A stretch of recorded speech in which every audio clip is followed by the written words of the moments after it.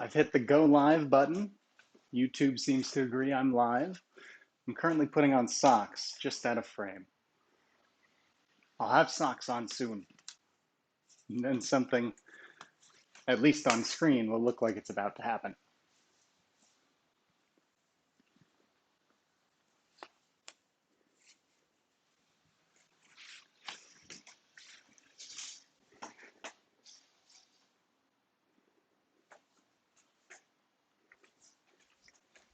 Sun hat, that's a fun hat.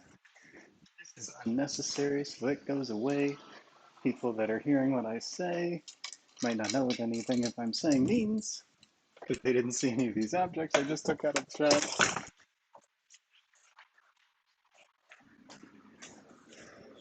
Cool, we got everything we need right here.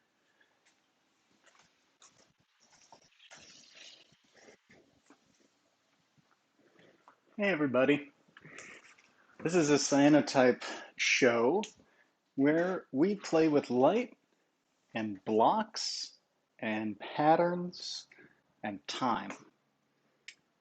What we get when we make a cyanotype is a blue image. In this case, this is an image of a rhombus or a hexagon, depending on how you're defining its shape. We can do images of real-life objects with the medium of cyanotype. This was a glass from a particular brand of soft drink. This little halo effect is from cinnamon that we placed on the paper at the same time that we were making this exposure. That's what the back of that one looks like. It's a two-sided cyanotype. Cyanotype is just a fancy way of saying blue photo, blueprint. Either way is acceptable if thinking of these. Another blueprint. What you're looking at, as you may be able to guess, is I'm walking on the floor down here. I'm knocking over binoculars. I'm walking on the floor. The camera is positioned directly over workspace. So we can just do whatever we want. You know, here I am bending down and adjust things. And we actually even have light that's about to come in and wash over some of these cyanotypes in a few minutes. Let's take a look at this for now. Two-sided cyanotype as well, with two glasses.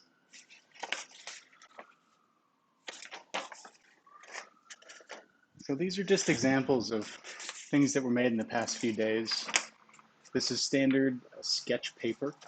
I got this paper at Ross Dress for Less. There's 100 sheets of, well, this is a visual medium. Let me go get the sketchbook.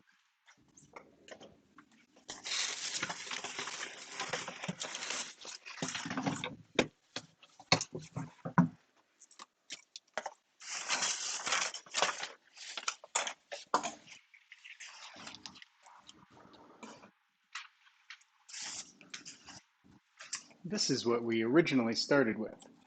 A sketchbook that at the time had nothing in it. These pages were blank, just like you're seeing right now. Pretend that's not there. That's what the cyanotype chemistry looks like on paper. It's kind of yellowish green. So I got this, and I don't know how many sheets it has. I'm going to say it's 100 sheets. I coated them all with a brush and some chemistry that is light sensitive, and then let them dry. And then after a little bit, the paper that had the chemistry on it was dry, and it looked like this. See, that's it. Came right out of there. And I actually really like these stay flat sketchbooks. You can just open them up and the paper's lying flat and all you have to do is brush it on there. This particular paper, I didn't coat the cyanotype chemistry all the way. I left a border. That's because I intend to use this for a contact print, meaning I'll actually put, for example, one of these cyanotypes directly onto the paper and then leave it in the sun for a while, which will let the exposure, this, expose onto this, the unexposed cyanotype sheet. And we'll take this away. I would develop this with water. That's how cyanotypes are developed. And then what we have is a reverse version of the image we just saw. So it would be a tiny, dark trap rhombus shape in a white field with interesting shapes all around it. That would be the inverted version of this. We only got blue and white to work with cyanotype. So it's good that if we have white, that it's the whitest it can be, because that gives us good contrast. And if we have blue, it might as well be the bluest it can be, because that also gives us good contrast. The difference between the lightness and the darkness in our image is our contrast. Create. So anyway, we have a lot of cyanotype paper because it's, as Australians would say, it's cheap as chips to manufacture, to make it. Here's some, is this on an index card? Yeah, there's one. Let's leave that out. We'll do something with that one. It's a versatile medium. I'm going to put these away for now because we have some cyanotypes that I've already prepared, in a sense. And I'm going to put this away. I'm going to go grab my water to drink, not to develop with yet.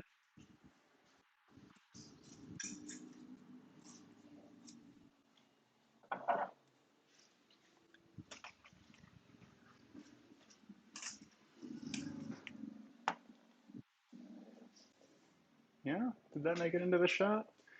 Is my water visible? Yes, good. Okay, stay hydrated, all.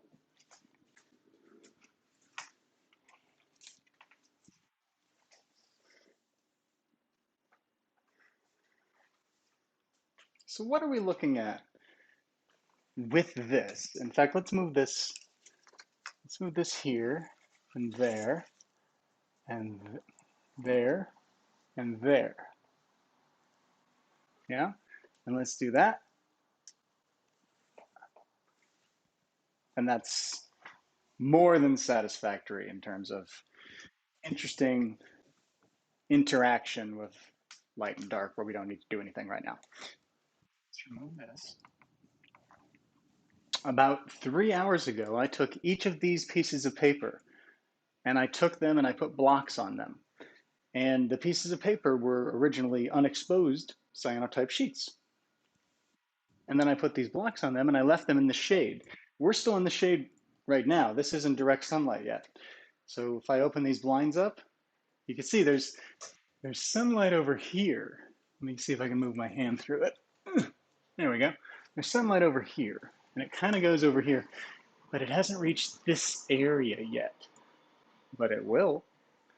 And this, which is a small band right now, let's see where I point here, the ray of light over here is a small ray of light right now, but it's going to get bigger. It's actually going to go, because the sun happens to be clearing an awning as it's moving down, and it's giving me a better, it doesn't matter. I've arranged our table in the best position for a light wash. Literally, light will, okay, figuratively, light will figuratively wash over the table. Although light moves in waves and waves wash over things. It's all a matter of perspective, I suppose, if you're particular. Here's that water I said I needed to drink. That's true, because hydration is important for any creative endeavor.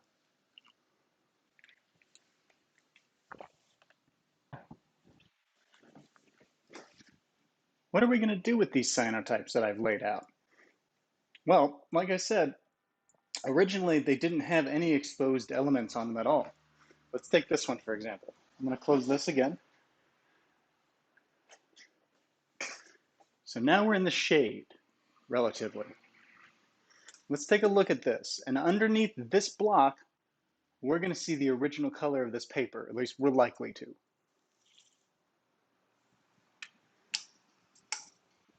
Yeah, that's the color of the paper. It's kind of a light yellow-green. The question is now, first of all, what happened? Well, these didn't get any exposure from the indirect sunlight while they were lying here because they were covered up with this block. The sun did not move through this block. You know, this block completely absorbed all the sunlight that would have distributed this, you know, onto this paper underneath it. So the sunlight here looks identical to an unexposed cyanotype sheet. And the area around it, even though this never got direct sunlight, even though the sun's rays never went zoop and hit it straight on, a lot of bounced rays just from all around the room have been just flying all over this thing for 3 or 4 hours. And it's actually happening right now. I can't demonstrate it very effectively. Well, actually, here we go. Do we all agree these are the same color right now? This same color as that? Let's cover that.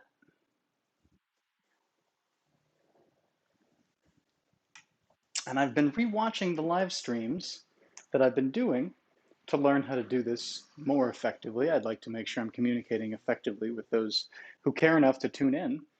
And I've been noticing that changing the camera angle, for example, if I took this shot and I said, let's zoom in right here, that would be jarring on the replay because you can't really scrub forwards and back through time very fun if the camera's moving in and out. Our eyes don't work that way.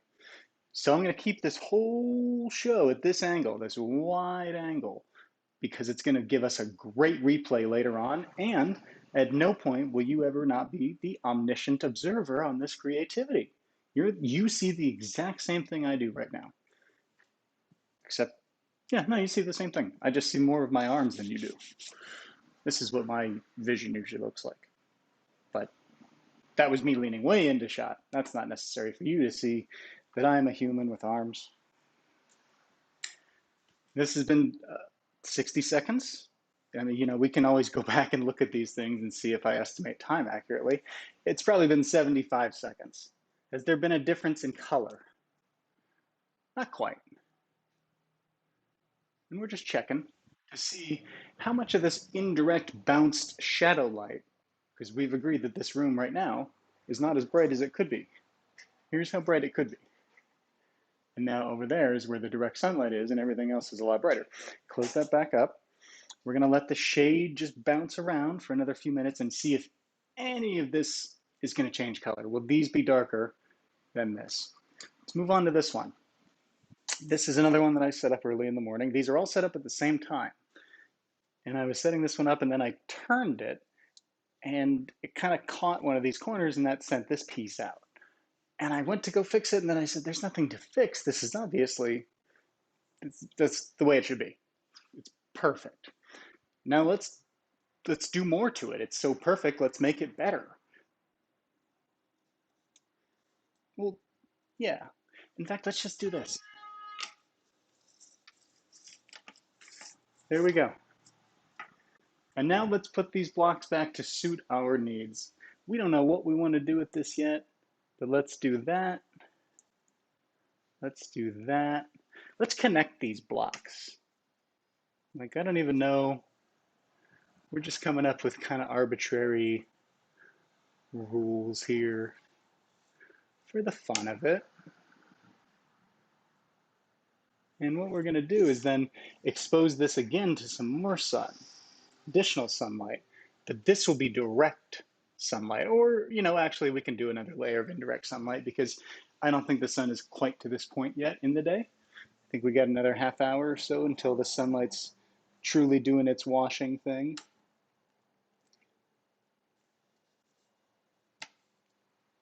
This kind of reminds me of that video game Snake that was occasionally on pre-smartphones, but still phones that had a screen with an entertainment capability.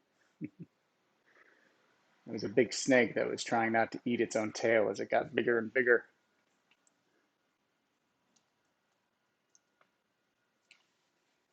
Look at that. I actually don't know what that means. Why would I say look at that when there's nothing to look at besides my mind's eye image of what this will be? And I don't even have a clear image of what it will be yet because I don't know what we've done to it just now. I have a sense, but I don't know. Does this go anywhere? Yeah, it goes there. And let's turn it.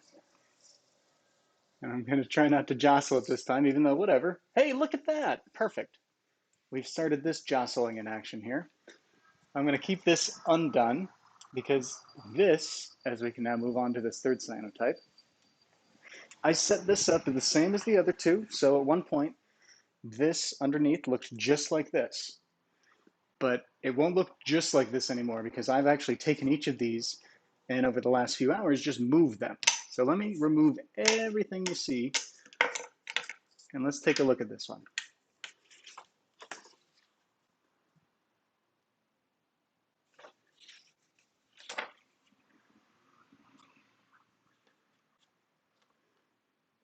So every shape you see here on this was made just by a certain pattern, either keeping these here the whole time to make sure these are going to be white in the final cyanotype, or blocking out certain sections to give them special sunlight, like that, making sure that that both got darkened.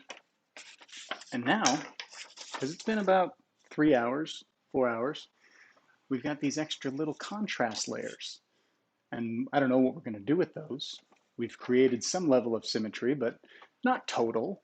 And really what we do now is we accoutricize it. So we're just going to find interesting ways to maybe change the contrast, or maybe we'll add texture to it. Sometimes it's fun to add little action figures or Lego figures, just to kind of see if you can convince someone that maybe they're looking at a real 3D cube set with an object on it. But for now, I'm going to cover it back up. Well, some of it. I'm going to cover these white parts back up because white, or, I'm saying white, anywhere you see this light underexposed color, that's going to wash away to leave nothing but white in our finished cyanotype. And that's white is only because the color of the paper started as white. So if you started with an orange sheet of paper and you could tell that that was the color of it and washed it and developed it, you wouldn't have a white and blue cyanotype. You'd have a blue and orange cyanotype because the color of the paper is what is shining through this undeveloped area. That was a lot of words. I'm going to simplify things next time.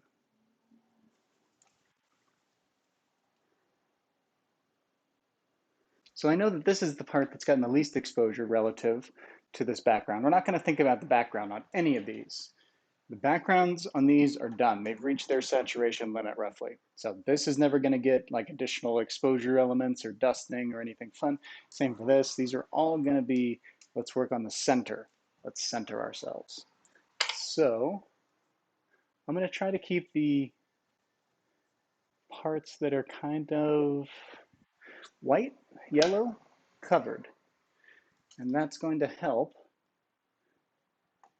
to keep our contrast high. And again, when we're creating images in Cyanotype, we only have really brightness to work with. We have the image blue, we have the color blue on our finished cyanotypes. A cyanotype like this would that has blue, and then where the block was has white. But we're never going to have other colors, at least not unless we tint these, and that's not something we're doing right now. So we effectively only have brightness to communicate something with a cyanotype. And brightness is the relative values of light and dark. So in this case, the brightest element would be this, the white. That is the lightest value of light in the image. And then the darkest part is this. That's the dark brightness. Let's go with that. Certainly there was logic somewhere before I added extraness. And I've done nothing to this cyanotype, unlike the other three where I've done secret little things to them over time. This has remained exactly as I started it 2 hours ago, 3 hours ago. So let's change things on it. First of all, let's take a look at what it looks like right now. Well, let's do this. I'm imagining two things with this. One is that there is a secret cube within this bigger cube, meaning I think this is a big cube and I think this is a little cube. So I'm going to change this interior before I do anything to the exterior. And I need a little bit, well, whatever. I'm going to go like this. There we go. And I'm going to go like this. and like that. Okay. And then we're going to go like that. And this seems arbitrary, but that's because you may not have made 50 to 70 to 200 cyanotypes using these blocks. But this is a choice I'm making. I've divided up this cube already in my mind into a small cube of 3. Let me borrow you. Well, this little guy is right here in this cube.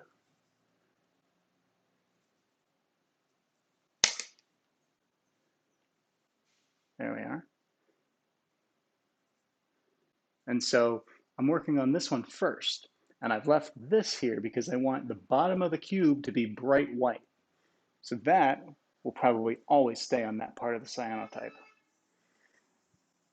And so what we're going to do now is decide which of these other cubes we see. There's a cube, there's a cube, there's a cube. Which of them, where is their bright white? What's the brightest rhombus shape on each of them? And it's up to us to decide the logic of this. It's nice to have a plan, because the more these white cubes, the white rhombus shape shows up again and again, the more you start to infer that there's a light source that is consistent in the image, and your eye starts to see real things instead of just 3 rhombuses of different tone. Well, that was a lot of fun to talk about. I hope it was at least understandable enough to be enjoyable while you watch someone adjust blocks on the internet. I've decided that all of these little cubes that are facing downward like that, those are the ones that are staying. So this one stays, that one stays, that one stays, and that one stays. That was easy. So now we've motivated at least some light. We've motivated the white, which is the brightest part of some of these cube shapes, by always keeping these blocks covered. We will make sure that this unexposed quality remains on those particular shapes. And here's kind of our working card pile. We can just keep checking stuff out there. In fact, you know what we can do? We can take these shapes and put them here. This is another one that was set up at the same time as all these. Let's see what we got here. I didn't do anything to this one throughout the day except turn it. Each one of these I was turning throughout the day. Just, half hour, I would give it another 60 degrees or 90 degrees turn to just kind of even out the light all around it. Because otherwise these will cast a shadow, even though they're in the shade. Each of these is casting its shade shadow. Let's call that a shade shadow. I don't know what a regular shadow would be in comparison. So let's take a look. Neato. Okay, well, we got really the same concept as here and there, except we built these hexagons, future cubes maybe, out of the exact shape of a hexagon. Whereas with these, we took the shape of 3 rhombuses and we took them and we said, well, 3 rhombuses makes a hexagon if you align them right. So each of these is perfectly valid. Which one goes back on this cyanotype is now the new question. And we're going to do the same thing. We're going to set up some logical light. Ooh, I like that. Logical light.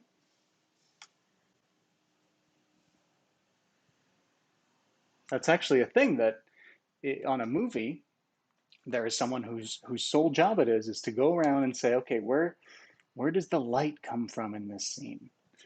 And they have to do that because even though there is light in the scene already, it's probably not bright enough, or it's not creatively lit enough for the artistic communication that the director may have had in mind. So it's up for the director of photography to look around a scene and say, where would a light source be motivated in this scene? And then he would put a light there. So we're deciding Where's the motivating light in our cyanotype right now? And by exposing these bricks right now, we are going to make these the darkest of the bricks on all of these shapes, cubes. These are shapes, future cubes. And we're going to do the same thing here, but we're going to do it with hexagons.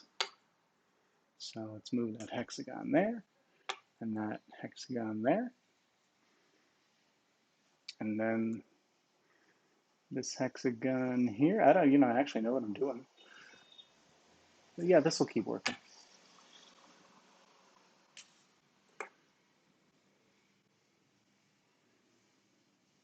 Do that. Oh, yeah, that's interesting. Okay, here we go. I see what we're doing now. Sometimes I don't know what I'm doing, and that's a good thing because it stops me from, well, lets me do anything, not knowing what I'm doing. For example, I may have my head in the shot right now. I do not. Yay.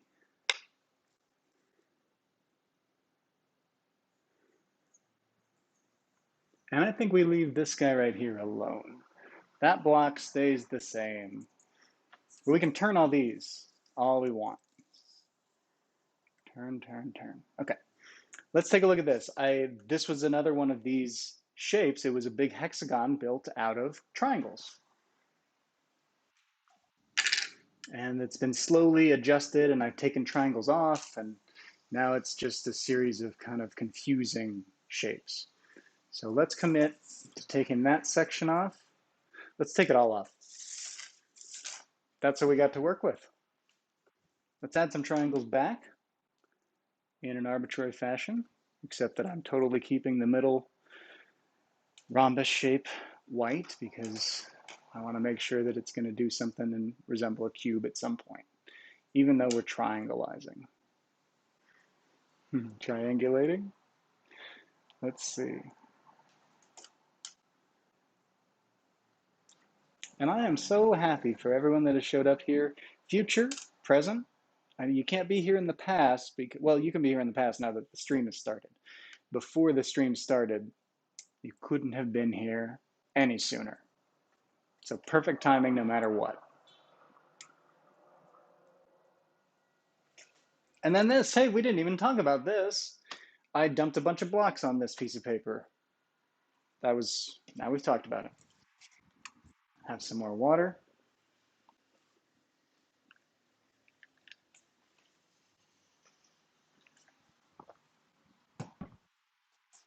This has had 7 to 9 minutes of shade exposure. So we took these blocks off it 7 to 9 minutes ago by my estimation. Let's see if there's a difference. Maybe there's not. I actually don't know. This is not a carefully controlled experiment. Okay, there's a difference. I would say it's negligible, and it'll start going away as soon as I, want it to, which is just pointing it at the sun. So let's cover that back up. And let's do this. We're gonna check and see real quick. Where's the sun? I'm gonna open these blinds up. Okay, the sun is starting to come into the room, which is what we want. We want just a wash of light. It may not reach all the way over here. That's okay. So we're going to start adjusting these a little bit. You can stay. Actually, I don't know why I told you anything. You were the first I'm moving. There we go. Let's do this. And I know that the light just moves this way, so I'm just kind of preparing. This isn't anything that we're doing for cinematic purposes. This is me maximizing the result. Yeah, this is cinematic. Maximizing the result for everyone to see on the live stream. There we go. Let's add a few more triangles to this one. There we go.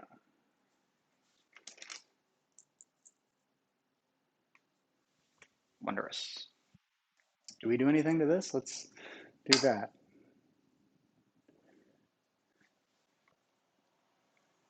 Let's do that. What do we do here? Do we do that?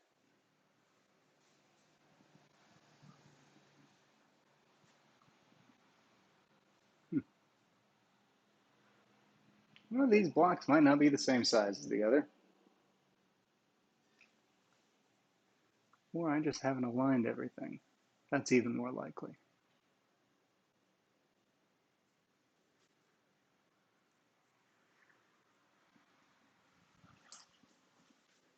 So we're set. I'm going to move this up just a little bit, and that. And this guy can go over here. Let's see, this is our first piece of cyanotype paper that we saw earlier. How is it doing since we've set this piece of block on here? It's doing good. That was anticlimactic, I'm sorry. Let's put that back here, put this cube on it.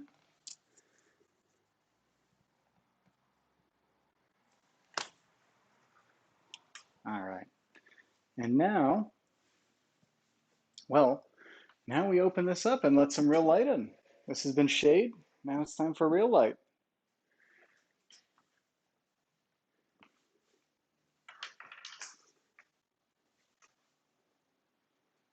And now the light's coming in, and for you it looks like it's coming in from the bottom left.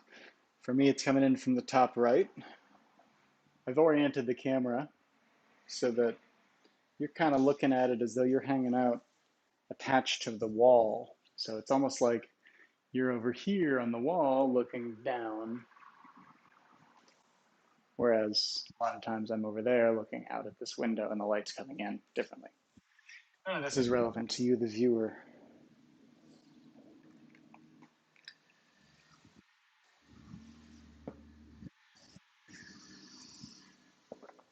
Well, there really isn't anything we need to do for the next minute or two, but we can see this happen over time, which is really fun. It's slow. It's very slow moving watching the light move like this, but in time lapse, it looks amazing. And that is a great segue into this, which I don't even know if we have it. Has this not been displaying anything for the whole time? No, it has. Good. I'm sorry. I didn't mean to sound so indignant. Cut to this. I'm trying this new piece of software for the first time, and I don't yet quite know how it works. So I'm kind of working through it here on this live stream. Here we go. This is me making a contact print.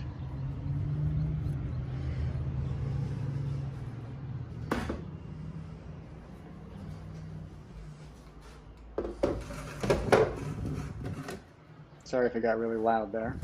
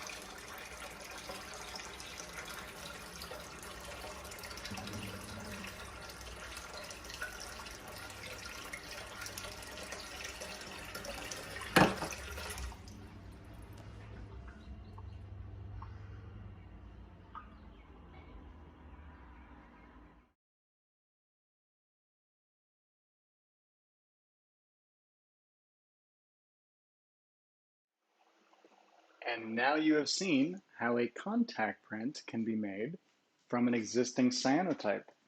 That was a cyanotype that I made with a plastic water bottle that I happen to like the design of it. And I made it kind of like this one. As you just saw, it was a cyanotype of a bottle, and you could still see that it had a lot of details on it. And then we copied it onto a new piece of paper, and we got an inverted version of it, which is called a contact print. We're about ready to open up our window and let in the sunlight.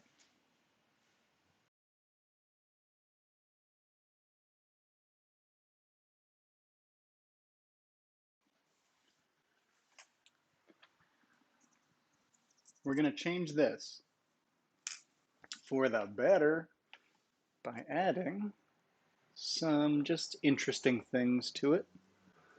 For example, that will be interesting. That will be interesting, and so will this. And so will this. Now, see, I'm already creating a symmetry. It's just by virtue of the fact that this is a grid. This is not because I crave it. No, I don't know. Actually, I shouldn't speak to what my subconscious knows better about. All I know is when I see these perfectly lined up, I am happier as a human that likes order and neatness.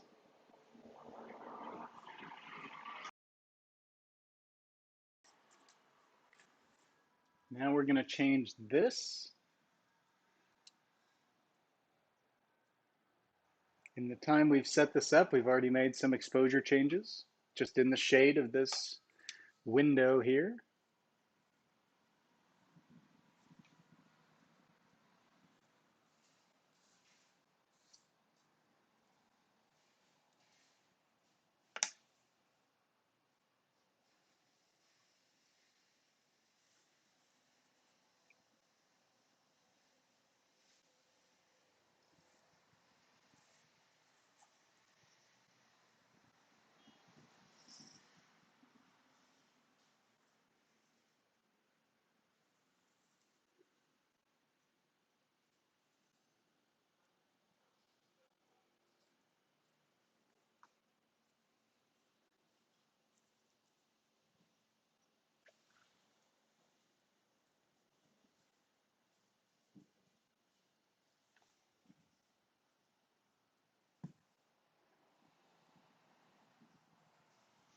That one goes there. Let's open this up. I've been threatening it long enough. Now we're set. And we actually don't need the light all the way over there, so let's do this. Although that gives us less contrast. So let's do this so the camera can deal with the reality I'm throwing at it. You got this camera? Yeah, you do. We're already seeing a difference in color here. It'll be more apparent in just a moment. I'll draw the shades back.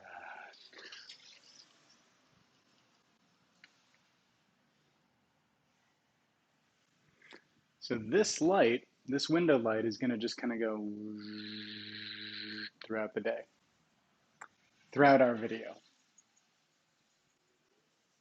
which I'm so glad is part of your day. Part of this well-balanced day, cyanotyping. But you know what? It's not for everybody. My method of having a good, relaxing, indoor sunny daytime may be different from yours. And this video might help you figure that out better. Like, oh yeah, glad that works for him.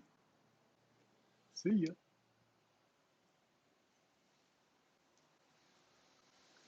Why am I adding triangles back to this? Well, because I have them. They're right here. Why not continue to build an image while I can? Every one of these cyanotypes is basically a piece of film that otherwise would be in a camera.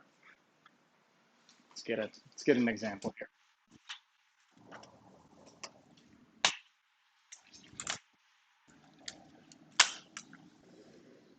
So here's a camera.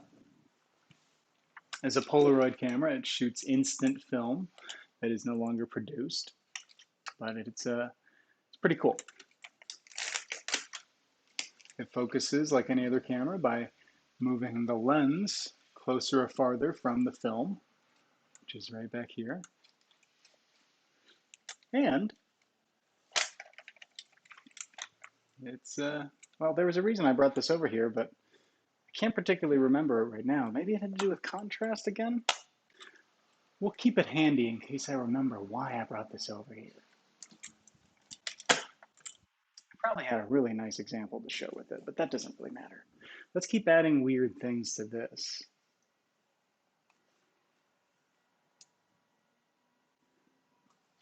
Yeah, that's why I gotta have my props close at hand. I had to go 10 feet for that camera and I lost the entire reason I wanted to show it. It's probably because I have a lot of interesting things to talk about. Or I have a short memory that could be equally likely. Let's do this. Let's do that. Let's start moving blocks here. Well, let's close this up and see how things look. We've had time in the sun, now let's have time back in the shade. And I'm gonna have time with some water. Delicious, refreshing water.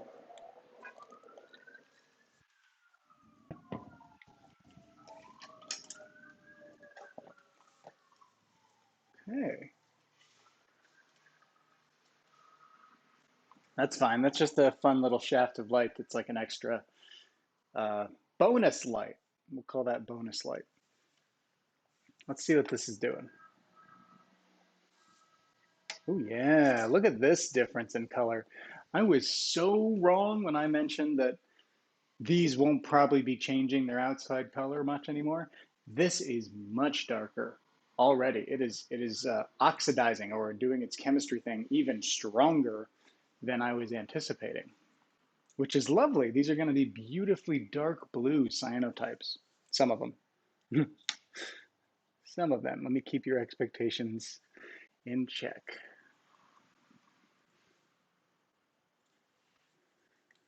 Okay, let's just keep doing this. This is a far better way to do this.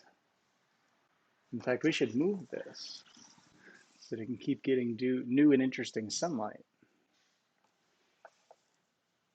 Why are we doing this, you may be asking? And I can't give you your answer for that, but I can give you mine. I like seeing what happens when I change patterns over time. You know, every one of these cyanotype sheets is a sheet of film, and I'm realizing now why I brought the camera over. Each of these cyanotype sheets is like a sheet of film. Light hits it, and it registers a certain amount of light, and then records that data for future reference, basically. And we're doing what we would do with a piece of cyanotype paper, what normally a camera does with a lens and the film. We try to let light in through the lens and direct it, you know, if we had a piece of paper or film here, onto the film. So basically, we get to be inside this camera with the film while the light is hitting it. The whole room is a camera. And that's actually literally true as well, because camera is Latin for room. What are we doing to this? We're adding more, you know, pizza company logos to the paper. In fact, if I really was wise, I probably would do one of these sponsored by a famous company with a geometric shaped logo. Show them what it's all about. Chase Bank would be probably the first one. They use this for their logo, I believe. Series of interlocking trapezoids. I would love to tell you what trapezoid meant. Sounds kind of like an insult you'd hurl in Saved by the Bell times, 90s. Don't be a trapezoid dweeb.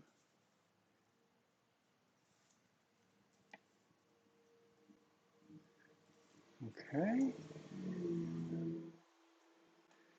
Let's change these again because we can.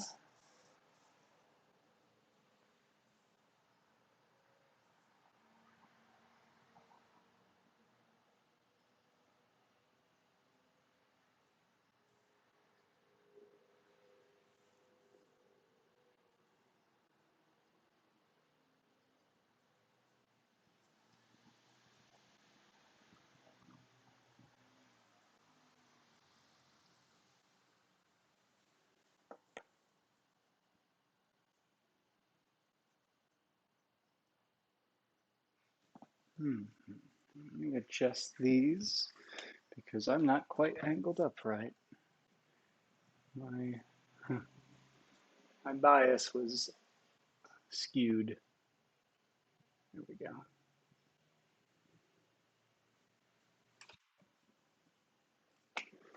Ooh, these are looking good. What does it look like under here?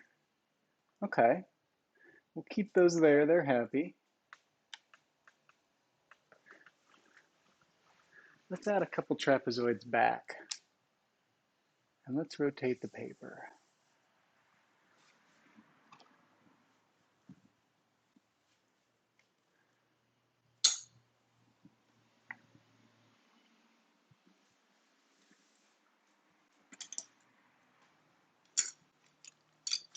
See, now I've shared the trapezoids, the rhombus, sorry. I shared the rhombus from this cyanotype with this cyanotype, and now I don't have these shapes to use again because they're in use. I'm going to try to build two of these fat rhombuses from two of these skinnier rhombies.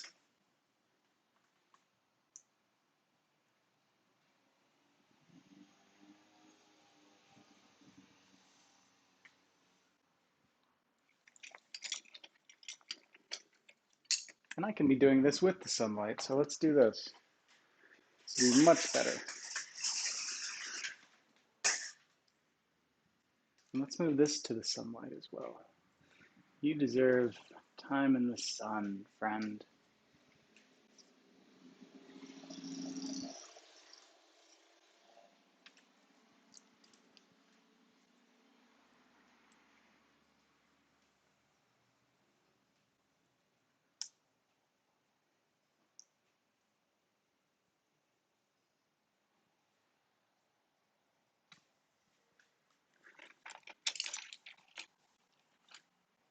I think our two stacked rhombuses is going to work out nicely for us.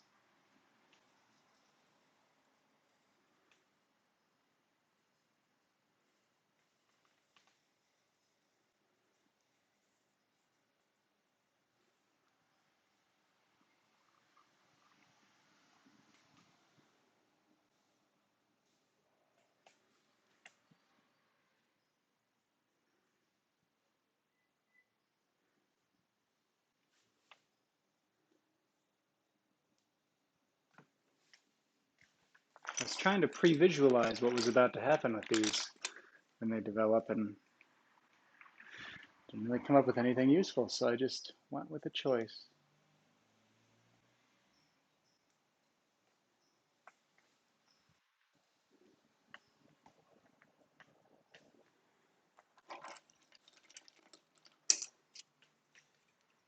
And remember, we're working on this cube before the other big cube, so we'll keep applying the logic we've applied, which is if it's a dark, if we're keeping the cube white on the bottom of it, and we are keeping the cube white on the bottom of this cube, then that means we'll block that side right now.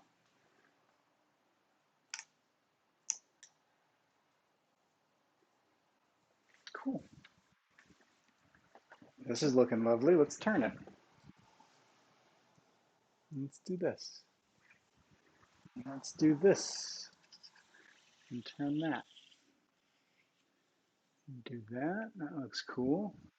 And what is going on here? I don't even know. But this will be ready soon, actually. That's lovely. And turn. Back.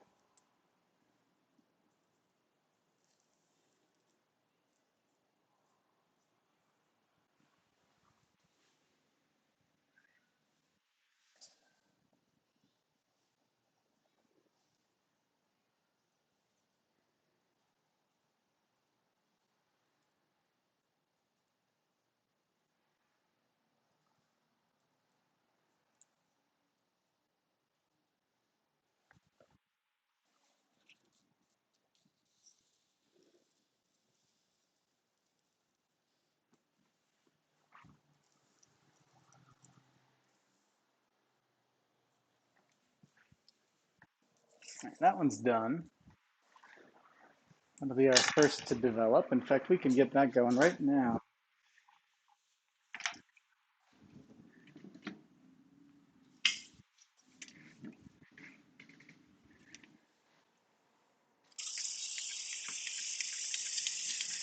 So I'm just spraying this down with water. This is just water out of my kitchen sink. Water is all we need to make cyanotypes. Water and sunlight. Obviously some medium that the cyanotype is applied to, the actual liquid of cyanotype. There we go. So that's our first cyanotype of today. It's not quite finished. You can see there's kind of some purple fringing. That'll go away over time. We'll just leave it here for a bit. It's happy in the shade.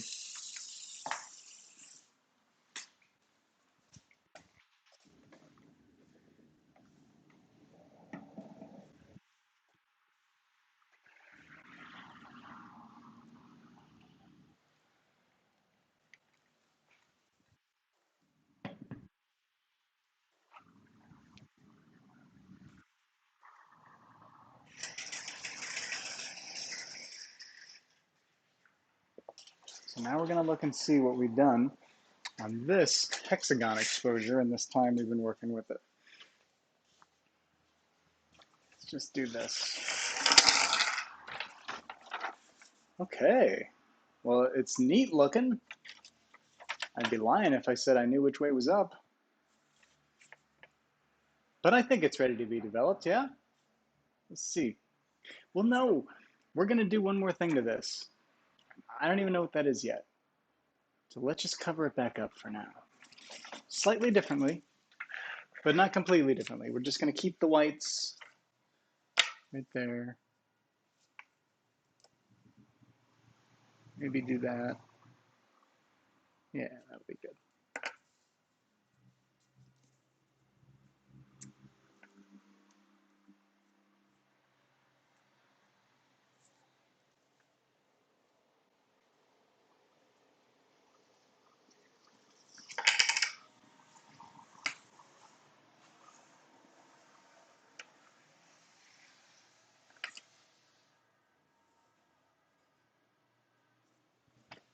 Okay. Do we do anything else to this? No. But let's take it out of the sun. Let's swap some of these around, actually. Let's be efficient with our work.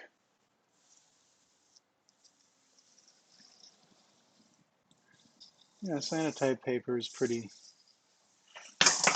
mellow. Gravity is unforgiving, but cyanotype paper is pretty mellow. But hey, now we discovered which are the next cyanotype pieces to take off, which blocks. That was easy. And see, if we were using oil paints and we just spilled a bunch of oil paint somewhere we didn't want, I don't know how easily we would work that in. That little happy accident. But it is exactly that. And so I'm going to be grateful for it.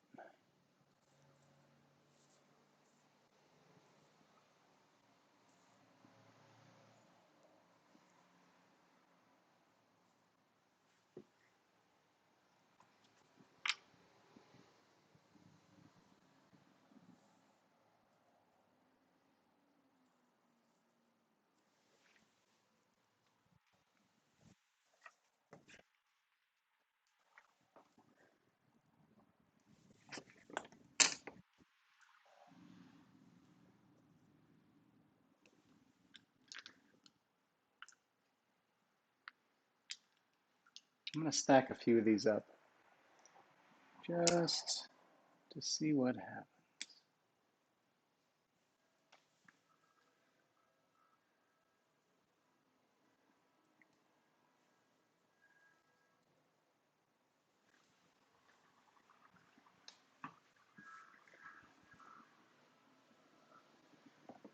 This purple's already clearing up, the darker blue on there.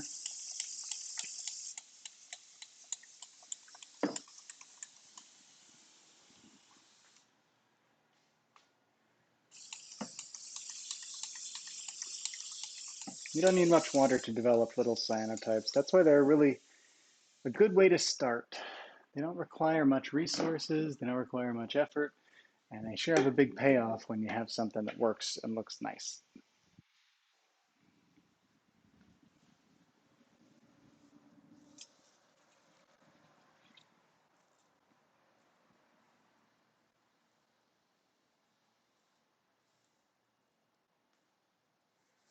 This is done. Yeah, you're done. But I'm going to cover you back up too. But I'm going to replace you with, okay, swap.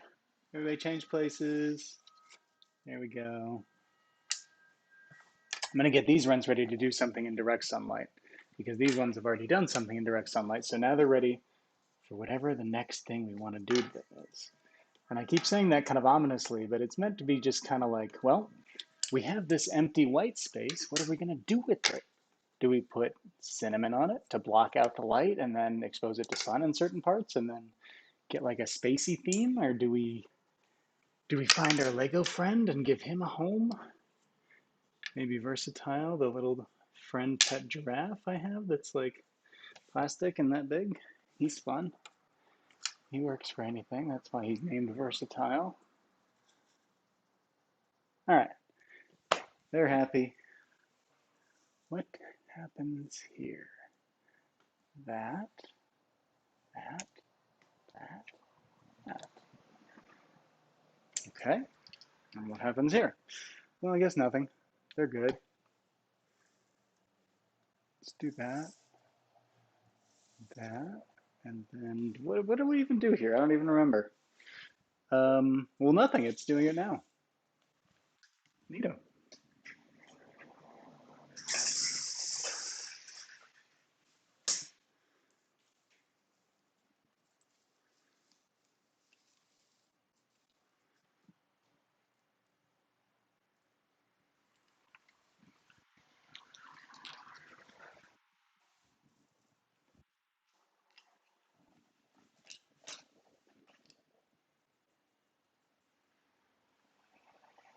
Hi.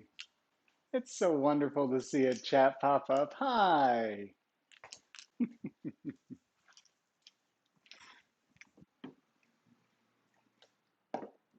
All right.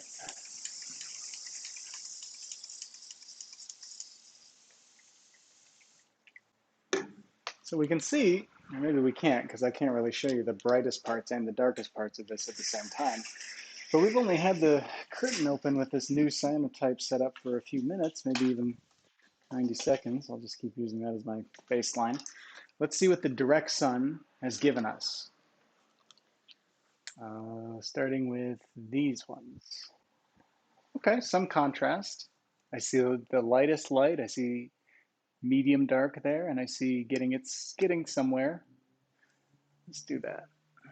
Let's do that. Everything's fine. Okay, open it back up. Let there be light.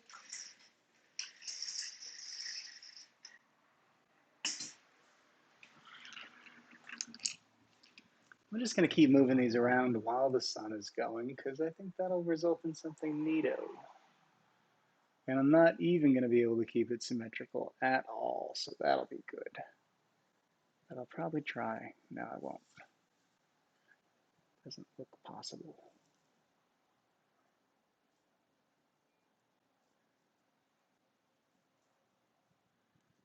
But I can keep arranging. I can keep arranging fun little patterns like this and then turning it. So I will. And then I'll do this. What's that? That's all good. Cover you.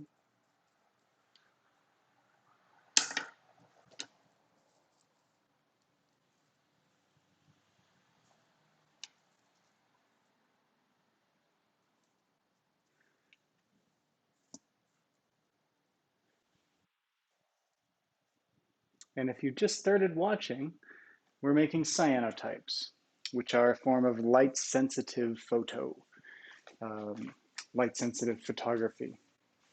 If we take a piece of paper that has been coated with cyanotype chemistry, for example, like this, and if we put some objects on that paper, So note that this paper is, kind of uniform color. There's a little discoloration there, but not much. We're going to do this. Leave it in the sun.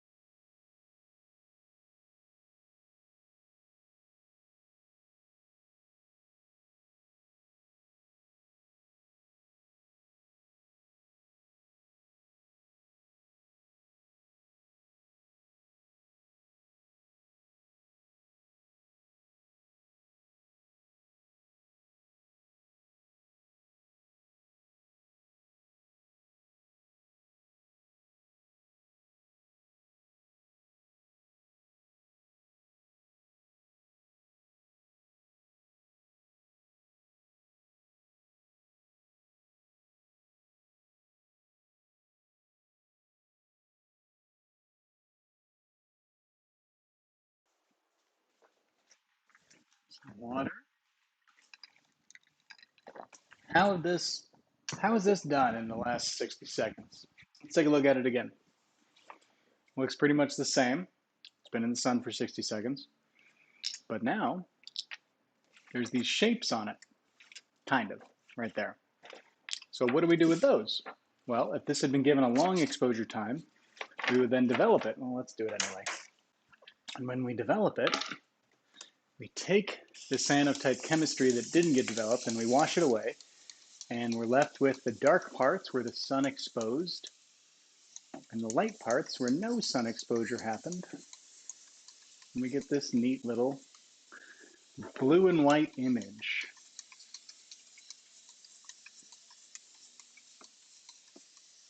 That is a cyanotype. It's a blue print.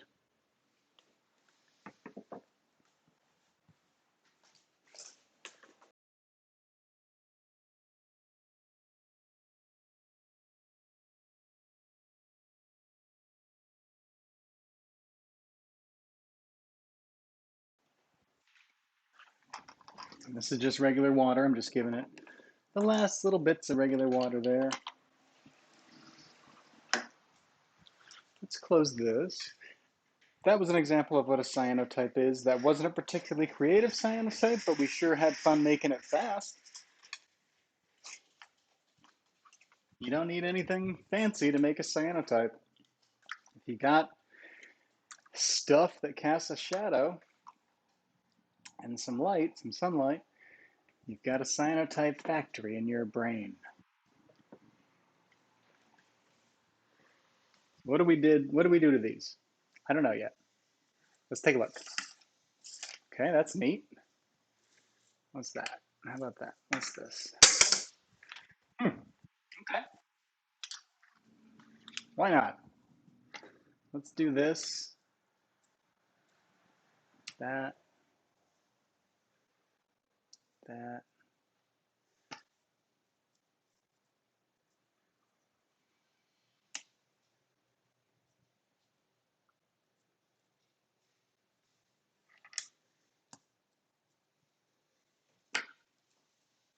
So the images we're working on here started out as just blank cyanotype sheets, empty, unexposed sheets, just like this one.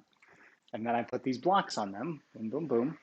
And then I left them in this kind of light for a few hours, shade. And now we're adding interesting things to the middle of each of these shapes because all the area around it is mostly exposed now.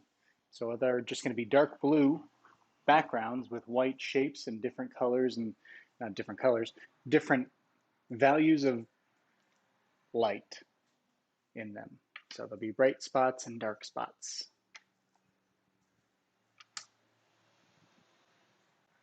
Okay.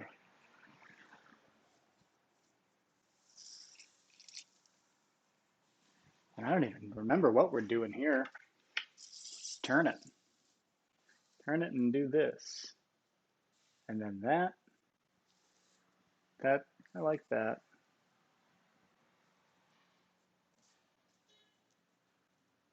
Yeah, we can't really improve that one. Let's open this back up.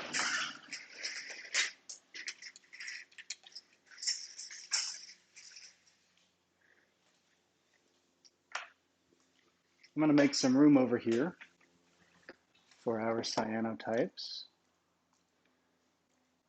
to dry. And if you happen to see one of these cyanotypes and you can describe it well enough to me, I will set it aside and happily give it to you.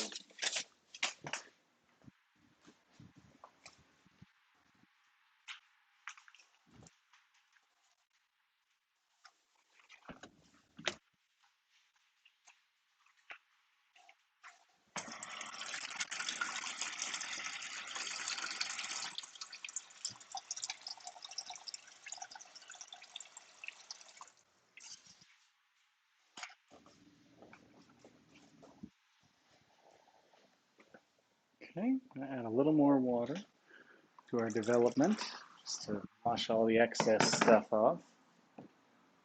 There we are.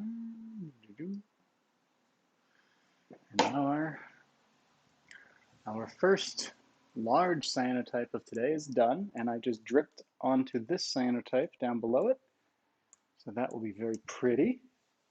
I'll put that there for now. Do this. Okay. I don't know if you can see that, but wherever we dripped water has started to develop. So parts of this image that never got sunlight are turning kind of white yellow. Parts that got a lot of sunlight are turning blue.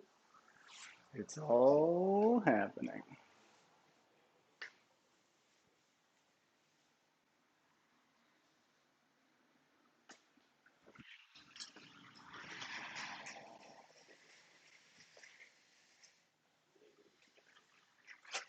Okay, what did we do to these exposures?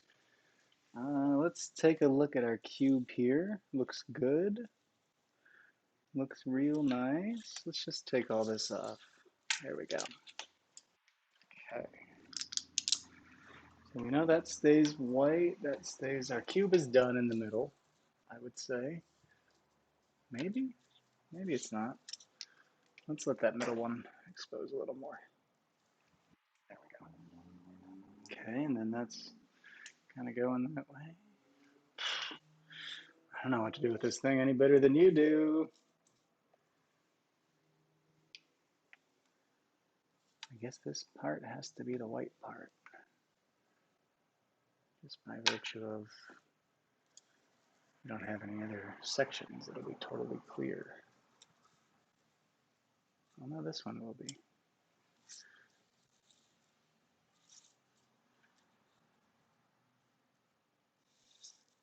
Hmm.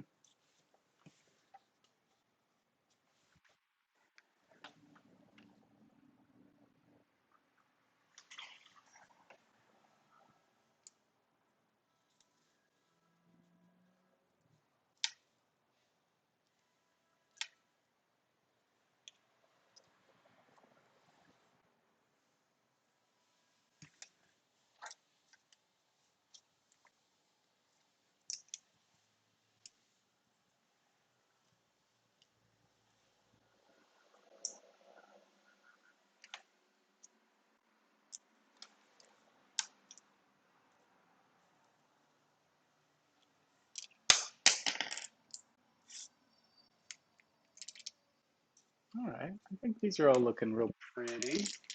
I don't think they can really be improved on. Let's just make sure we keep our tones.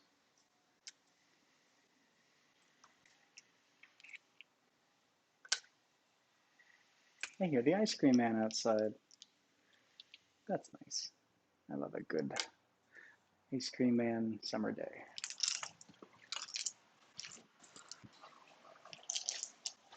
All right, let's see what happens when we open this back up. Boop, boop. Sorry, my vertical blinds got jammed. Let me just detangle them. There we are.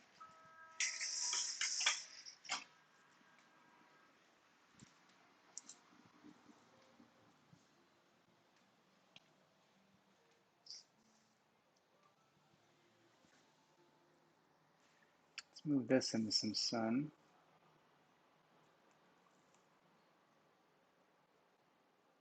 Hair, okay.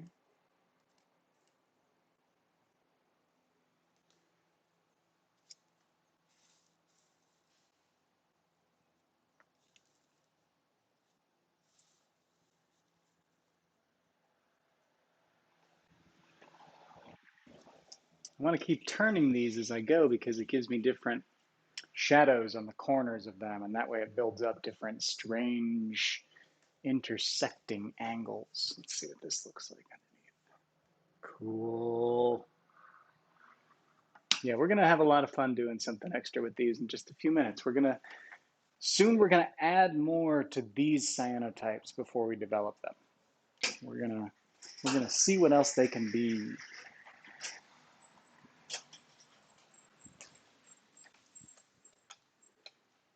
Let's keep drinking our water.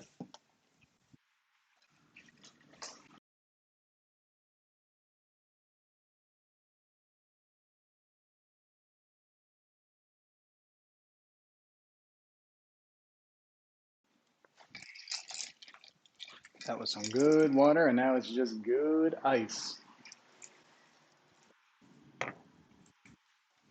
Okay, well, I'm not particularly, I don't, we've done nothing to this image. Let's see what it looks like developed. Let's get some fun going on here. Oh, it's curling. Okay, should we let that happen? Let's just watch. Let's just see what it wants to do.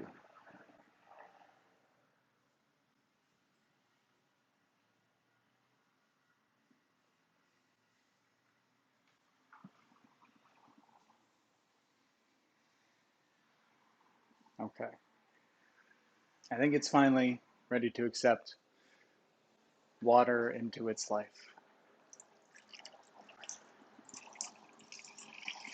So this was a cyanotype that never got any direct sunlight. It was always shade. It was always like this. And so, it was only exposed not like these ones with the direct sun.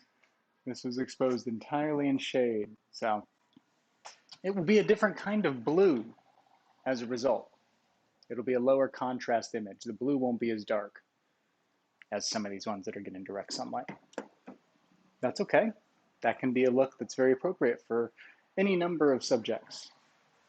And it's not up to me to tell you what they are. You'll figure it out as you play with this medium. Okay. Let's see what this looks like now. All right, I like it. Do that.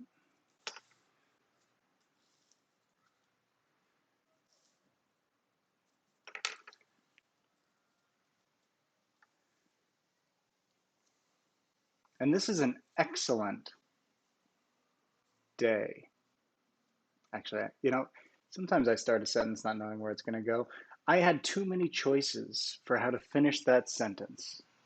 Everything I was going to say was going to be appropriately excellent in terms of how I perceive things, but ultimately, day summed it up best.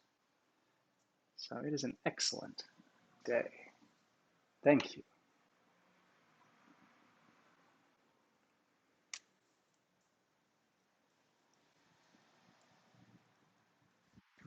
Well, I then inadvertently almost made a new pattern that is almost a real thing again, like a real symmetrical, everything is uniform pattern, but I didn't, not quite.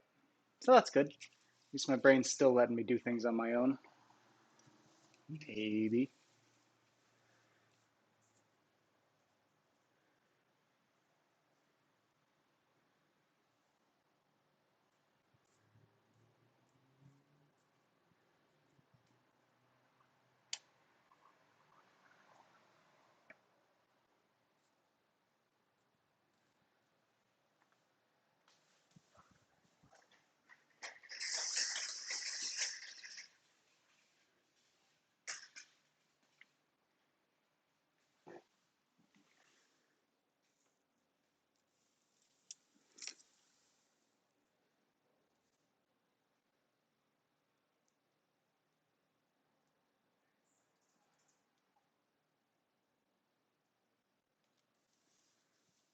Again, I'm rotating these as I go because I kind of just want to keep it dynamic. I want to have lots of different intersecting angles, and these blocks, which are shiny, actually reflect a little bit of themselves if the sun is just right. So different things can happen depending on the way the sun is interacting with them.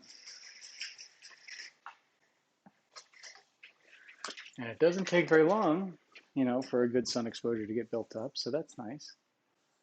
What do we have? That looks good. These are fine. Those are good.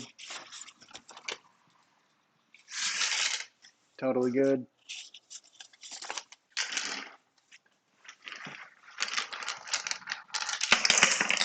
We're going to use these blocks again, so I'm not putting them too far out of the way, but they're not going to occupy prime sun real estate right now if they don't need to.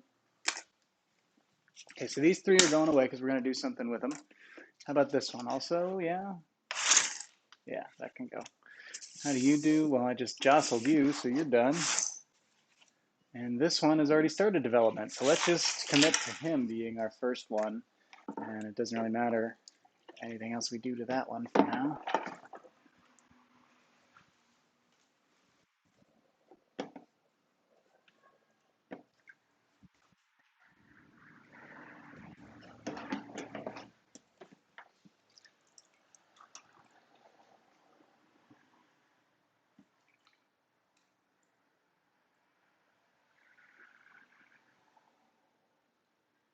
So this is just water. It's developing in plain ordinary water. That is our developer. Water starts the chemical reaction that permanentizes the cyanotype. So it takes away the developer that wasn't used, water takes away all the cyanotype chemistry that didn't get exposed to sun. That's what the yellow stuff you're seeing in the water is. That's unexposed cyanotype chemistry washing off the paper. And it permanentizes the image, so it actually sets it into the paper, becoming one with the paper. Okay, well, I said we are going to do more. That's because what we've done is created cyanotypes that we can now accoutresize, as I like to say. We're going to add extra things to them. God, I think I can't add anything else to this. I think this is perfect.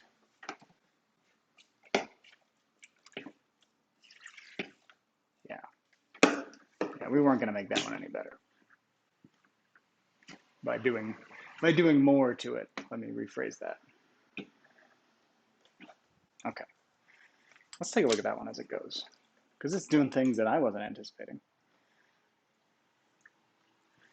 Might be not easy to tell in this image, but there's a lot of subtle kind of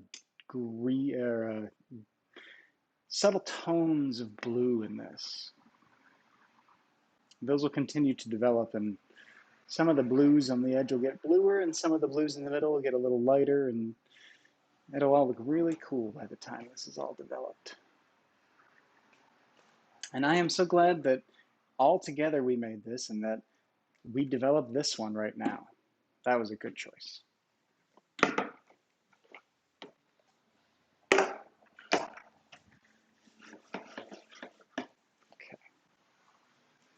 I'm going to switch to, let's see.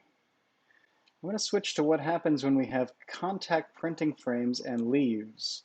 So this is an example of when you have some leaves and you have some cyanotype paper and you have some printing frames to press them all into, you get really cool stuff. And I'm going to see if I can accurately fade to that.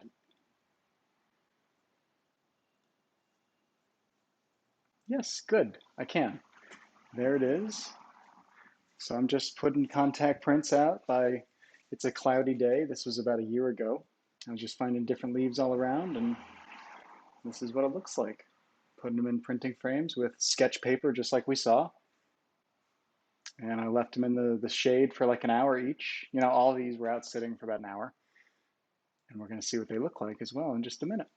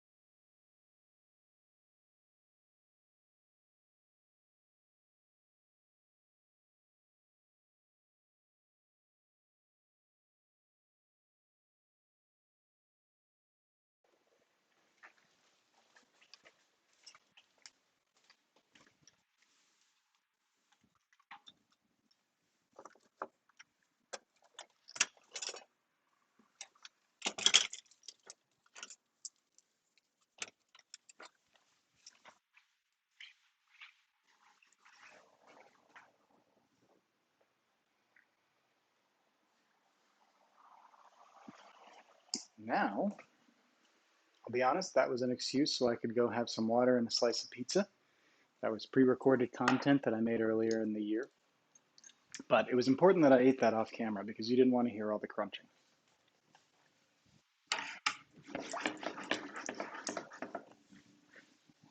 There we go.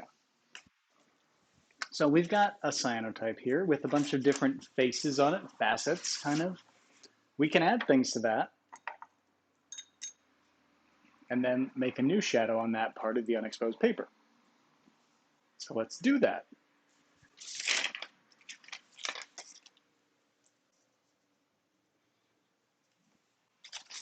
I'm going to lay out all these little pieces of my Lego friend. He's been a little discombobulated. But you know, we're also going to cover some of these back up again because not all of them are ready for time in the sun, literally. So we're going to give them a chance to stay unexposed until we're ready to expose them. Not for what they really are, but just expose them into our image.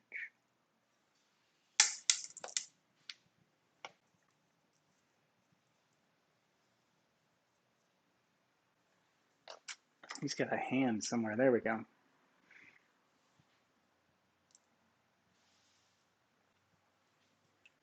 And I think Boba Fett's over here having a good old time.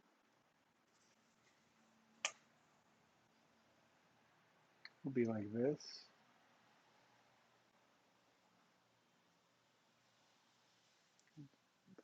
There we go.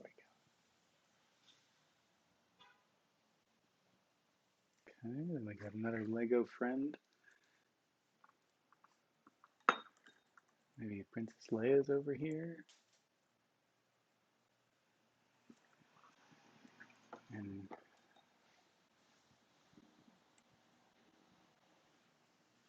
neato.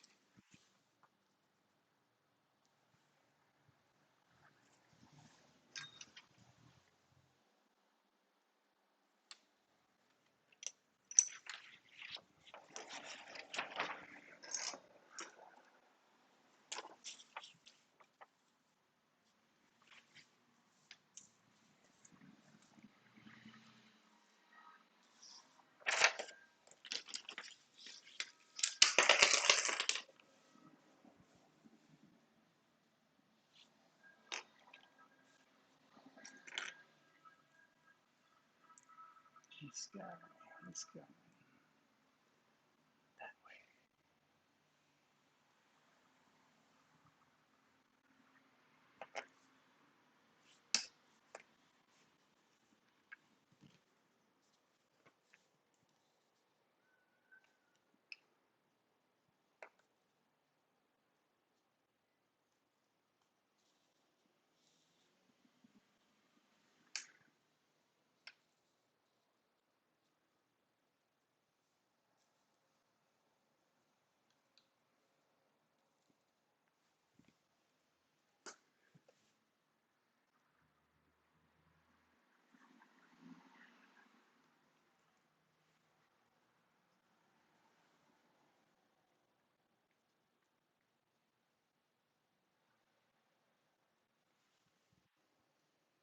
Yeah, okay. And I think Lego friend goes here. Why? I don't know.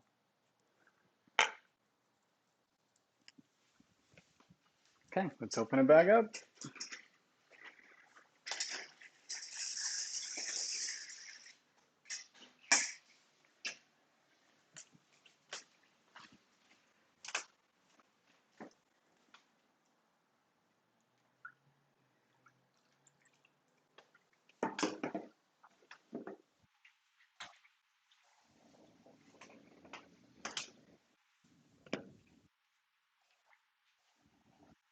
Probably give them another 30 seconds or so. Get some more water for development.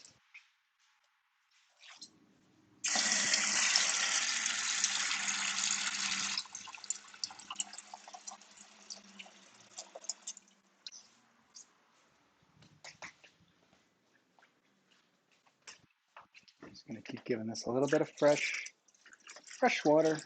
Keep it circulating so I can then take it on out.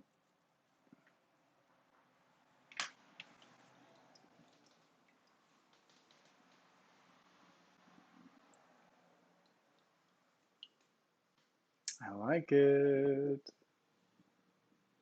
All right, let's put it over here.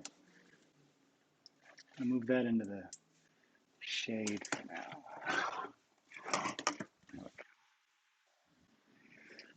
This one is looking pretty. I like the little bits of developer we got on it.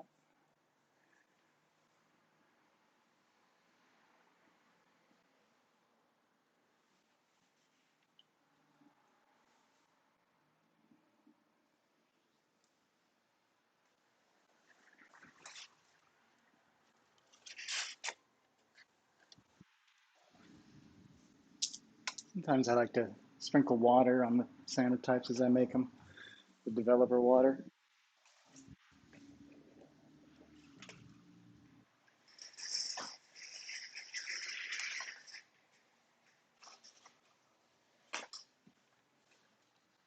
Okay. So do we have a shadow of a giraffe after that? Yeah, we got one. We got a Lego shadow. We got that. We got Boba Fett. We got Leia. We got all these things. Got the hand. Okay. Okay, so you're done. You're done. Super. And let's move you kids up. Curling again. So cool. I love it. All right, you can just stay there versus. I want to open this back up.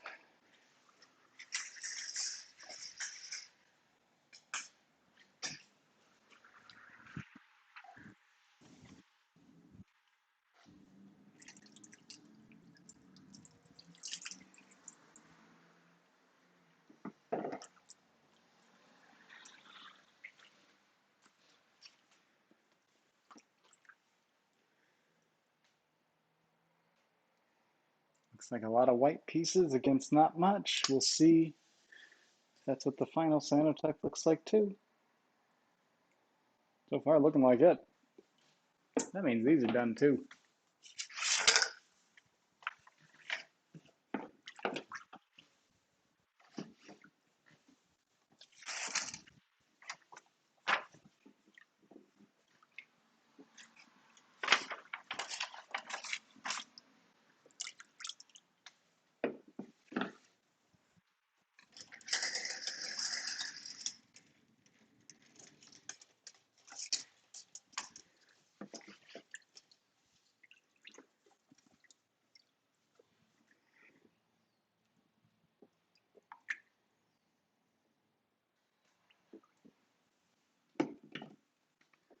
These cyanotypes got so much exposure.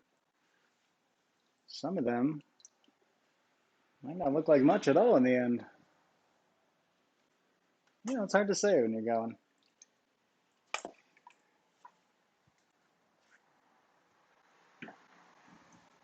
All right, let's see how this one's doing.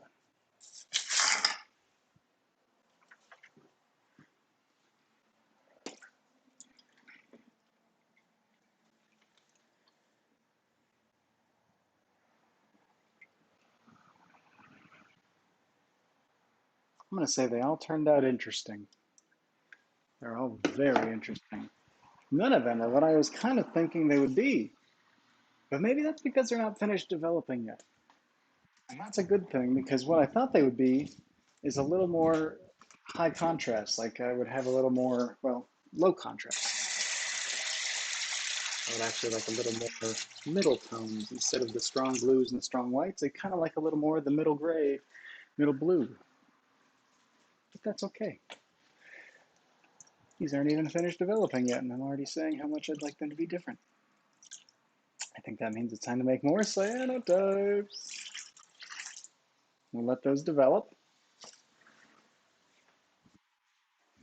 Bring out some paper.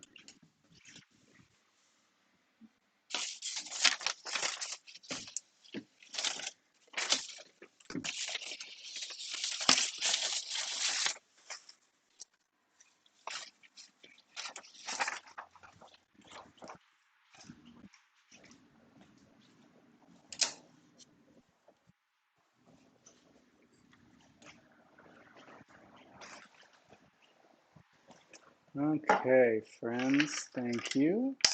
The best part about making cyanotypes over live stream for you is that you don't have to clean any of this up. This is a play space you get to enjoy, I hope, without dealing with any of that rigmarole, cleanup.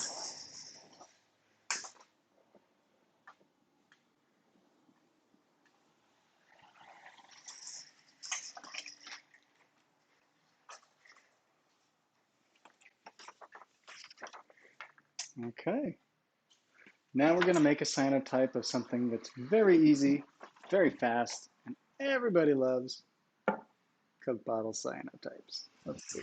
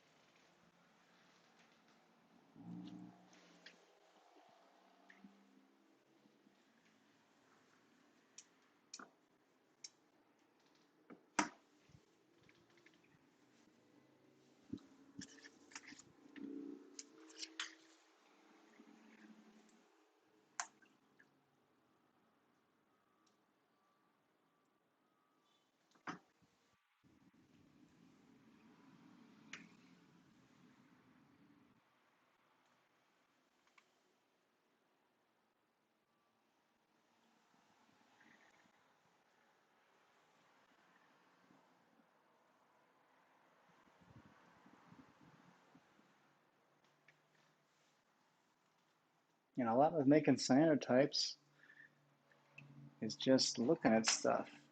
It's just watching shadows move. So if you like being around light, and if you like photography, and if you like reasons to go get out and do stuff in the sunlight, cyanotype might be for you.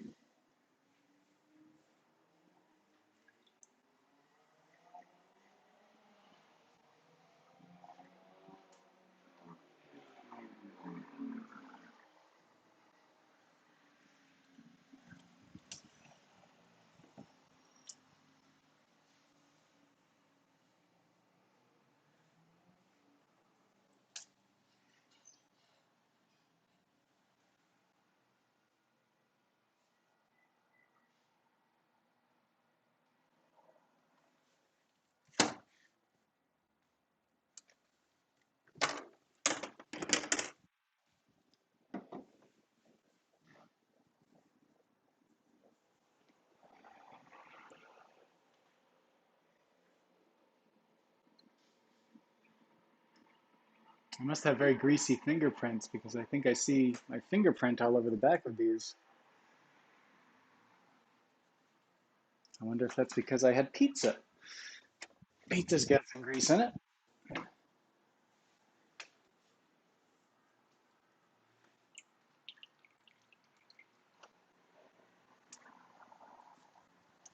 Okay, there's those happily drying. We're keeping our developer water. I'm going to keep it down here now. We're going to leave that because we're going to use it later. We can keep reusing the same developer water to make our cyanotypes. That's good practice because water is a very scarce commodity, fresh drinking water especially. So let's treat it well and appreciate it and use as much of it as we can with every usage. Okay, we got a cyanotype here that we just made. Let's bring in the water.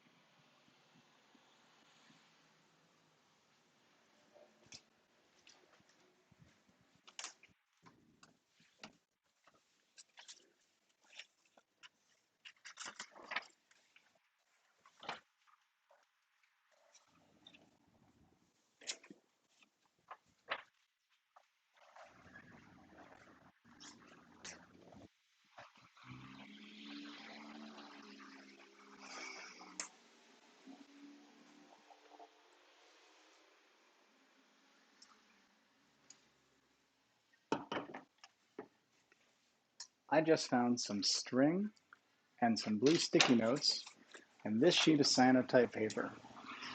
So I don't know what to do besides stick the notes on the paper. I don't know how this string is going to factor in yet. Maybe it'll be on another one.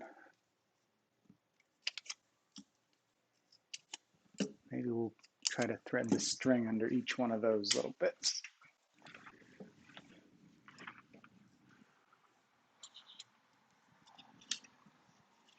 I think in the most recent stream, a perceptive member of the audience pointed out that this is basically kind of like automatic photography, and I think that's very true.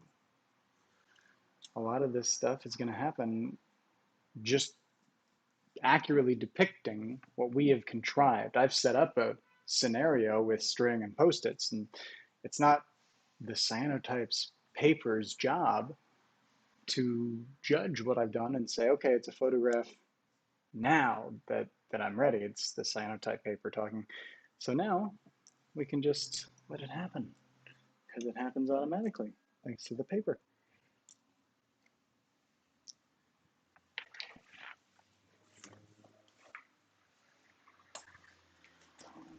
Let's set up one more Cyanotype before we open the light again.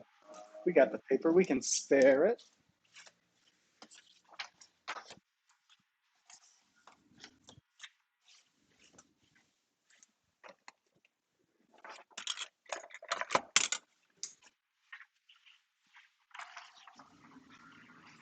And for this one, we're gonna put down a piece of Cyanotype paper. We'll scoop that over. Yeah, we just changed our design. Okay. This is a Panachosaurus. His name is Jumbles. He's gonna be kind of grazing.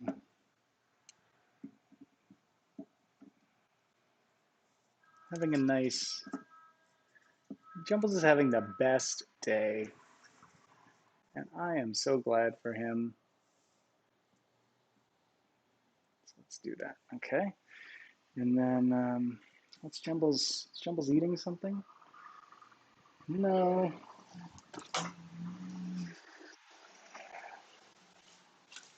Let's find something wild for Jumbles. Let's go outside. Here we go.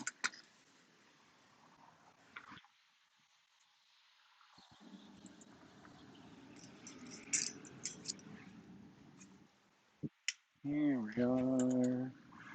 I collected this on a walk a month ago. I didn't know what I was going to do with it. Now I do.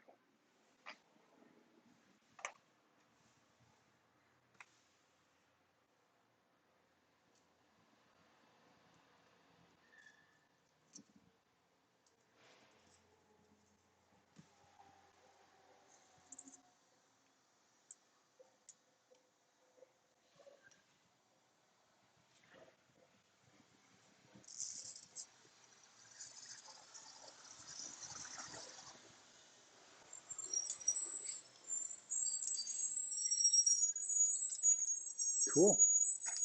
My headphone just give out? No audio? No, there's audio. Still audio? Yeah, good. Okay. Just making sure.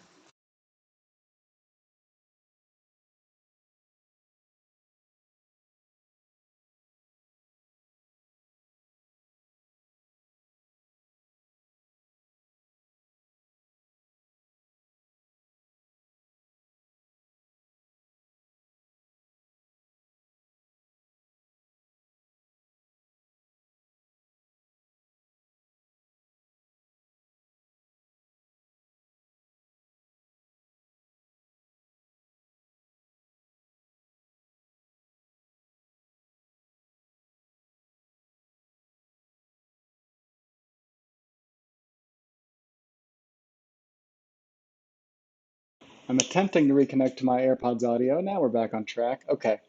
Hopefully I sound all right. I'm going to take this out of my ear and hopefully you'll still be able to hear me. Yes, good. Thank you for bearing with me through that. I am now ready to set up Jumbles and his moment of fun with the cyanotype. Move the paper underneath you. There we go. Okay, that's perfect. Because I'm not going to make it better by changing anything else.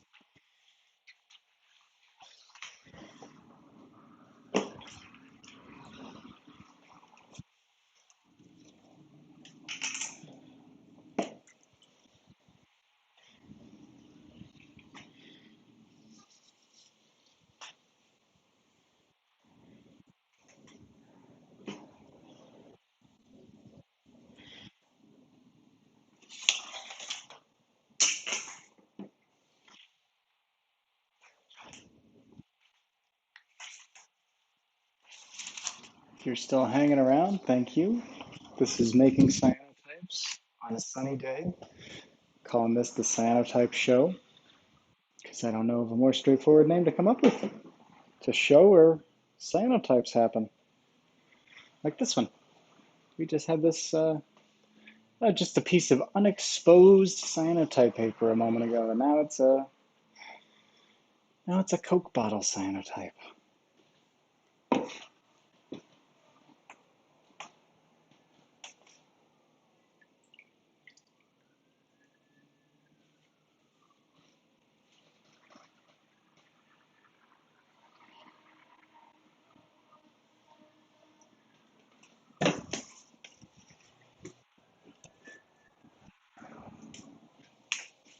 This is our developer water we keep reusing because it's plenty good and able to do good work.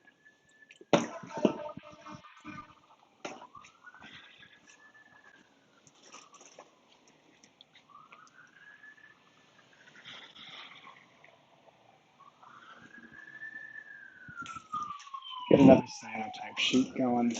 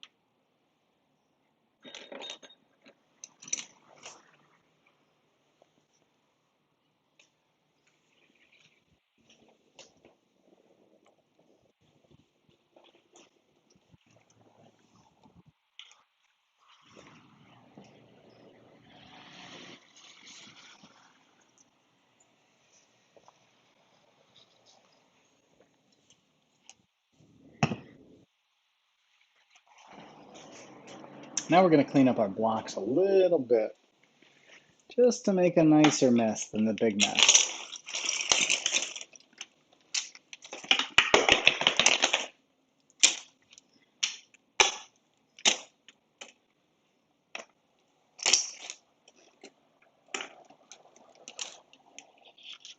Oop, just change that cyanotype. Probably for the better.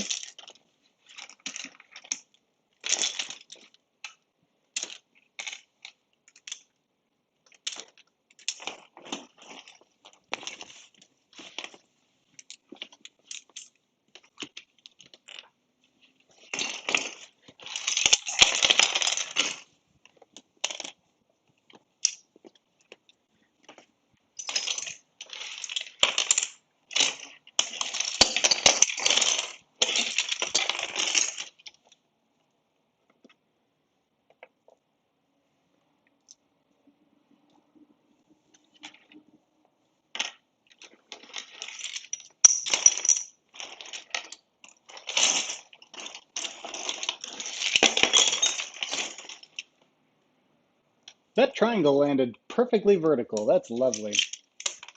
How could I change that? It's like a reverse entropy tenet style triangle.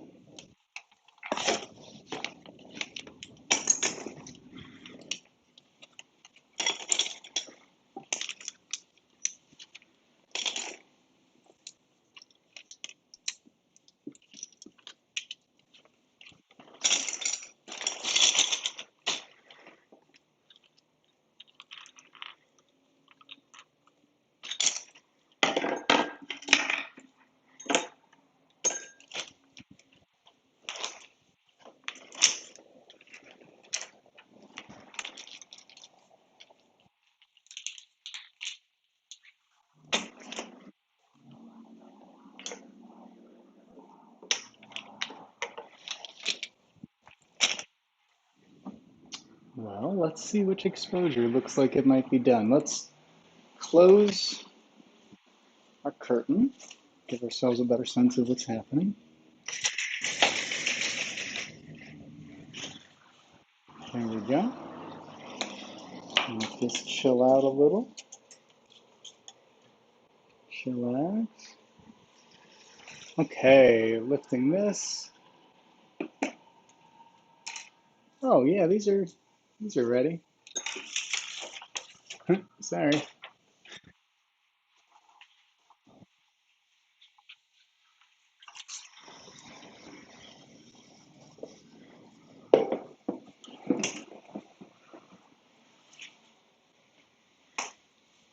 I'm putting it where it was so you can see at certain times of day you can get shadows that are pretty much identical to what they would look like in real life.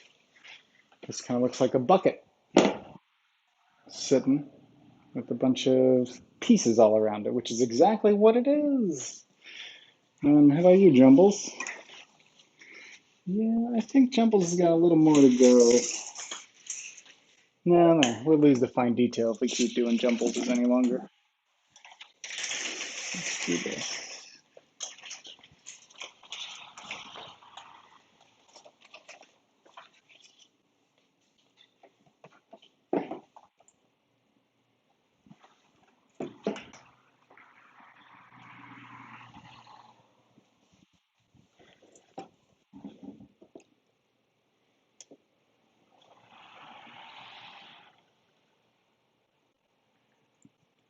I love all the little pieces that fell off. You know, they're lying there now. Because we broke them off as we made it, and now they're there forever. They're there impermanently, but they're there forever. And it's time to move this into the spotlight a little more. Yeah, there we go. Okay, you can go back outside until it's time for more.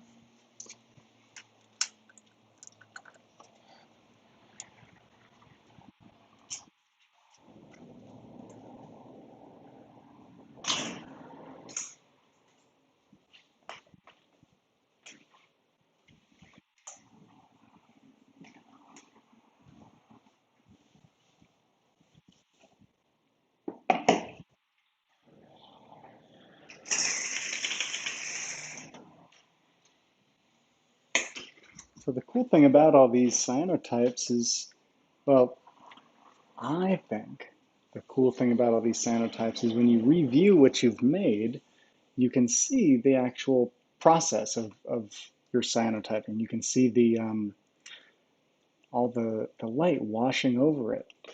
So I'm going to load up a video. One moment while this cyanotype exposes. Load up a video that I can't. Well, disregard. That's why you're not seeing this. Anyway, I made a time lapse of our last live stream. I time lapsed the wide shot altogether so you can kind of see the light moving across. I will give you a new version of that on the next Cyanotype show. It'll work, and you'll understand what the fuss might have been about. All right, so that's all good.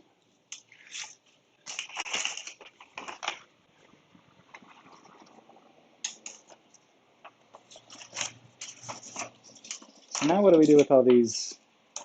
Well, we don't need to do anything. They're perfect the way they are.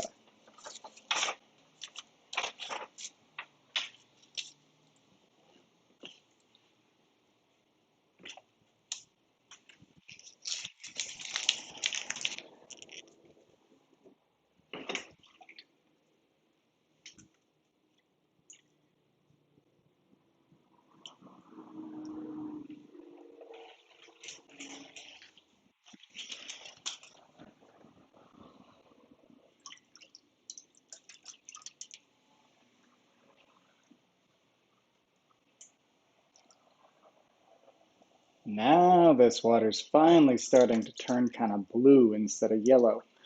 And that's a good sign because that means this is actually becoming developer that is exhausted. It has finally done everything it can. Yeah, when it's not yellow anymore, that means you've actually done something.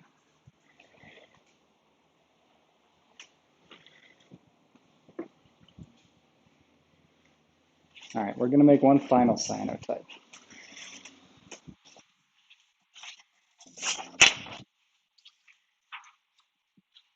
It's going to have all our friends in it. But our friends are going to be upside down to start with.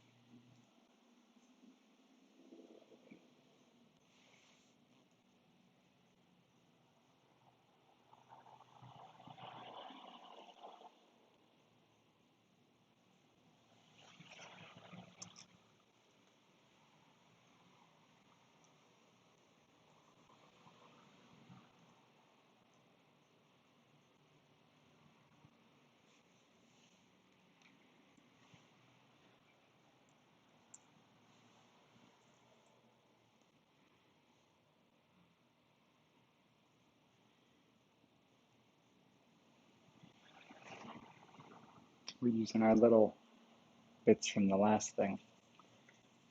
in this one. That's not a very scientific term, but I don't know. I want to call these nettles, but I don't think that's quite accurate.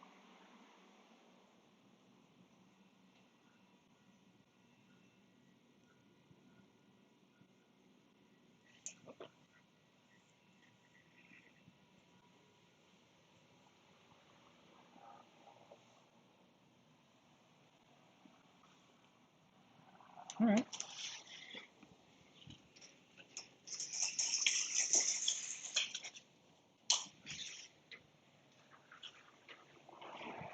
You know what that needs is a little bit of cinnamon, as if there was any doubt.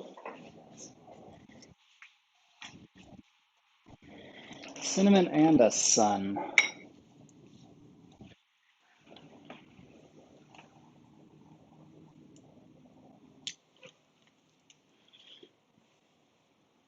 So what the heck are we doing with the cinnamon is a question you may be asking. And there's great answers, but you don't need to ask the question when you'll see the results in 5 minutes. If you seek knowledge, this was a cheap way to get it. Just watching.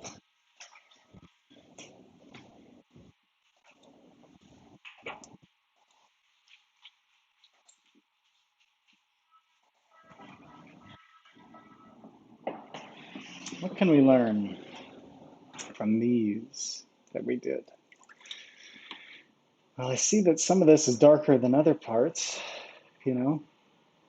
That tells me some of this got more sunlight than others.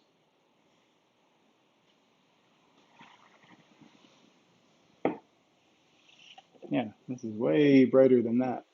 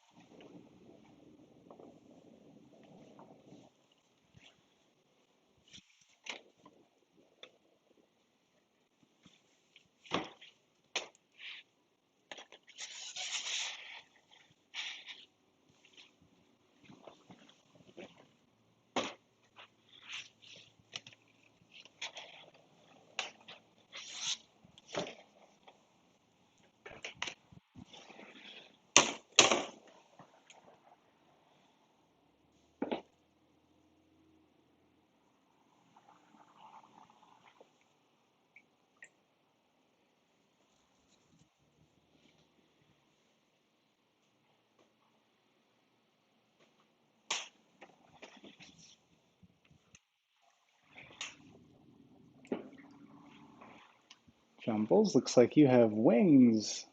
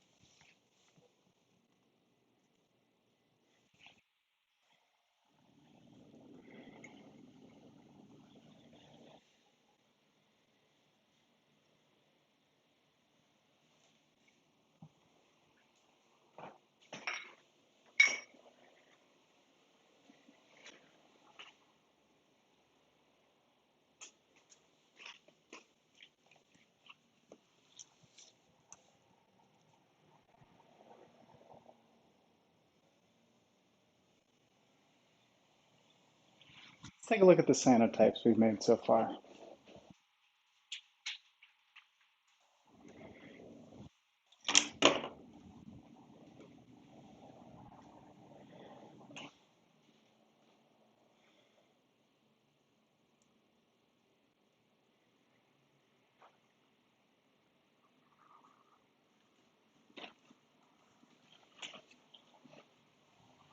That just looks to me like a real one. Like I see a Coke bottle there, a Coke glass.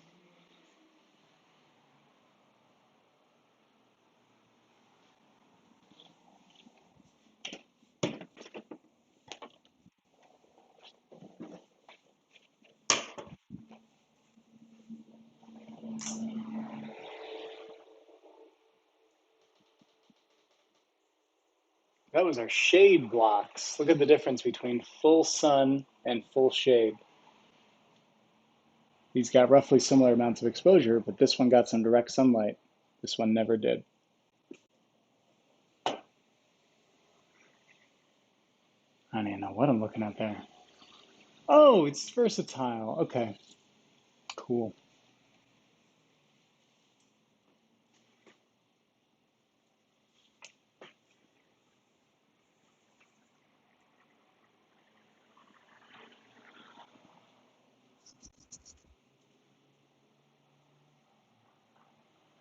This bucket is that bucket, about life size. Every cyanotype's photo, or every cyanotype always gives a life-size representation of the thing that it is touching. So everything that is touching the paper will be represented at exactly the size it really is in real life. Things a little further off the paper might be distorted for a couple different reasons. But we don't really need to change anything. Everything looks pretty perfect. Let's see how this is looking.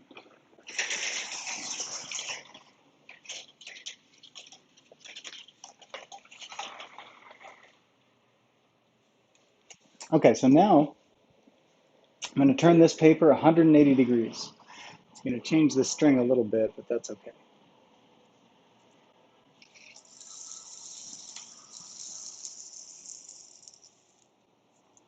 I'm just going to shift some stuff down a little.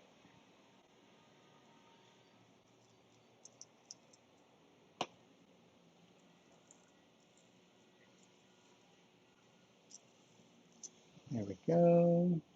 Okay, now we're going to reopen that.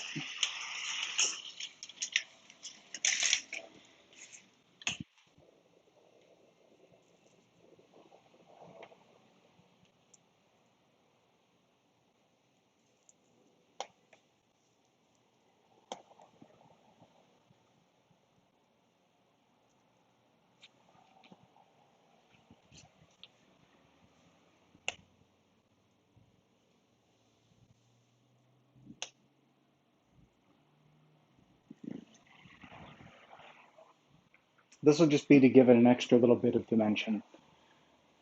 We'll have the sun having hit them from one angle, and then it'll be hitting them from another angle, and that'll kind of give us some contrasting edge, almost like they're getting hit with a dark light just on the side. We're not giving them much, just a little bit. Just enough to define their reality for us. And I don't know if you've ever seen the famous tablecloth trick, but it looks a little like this.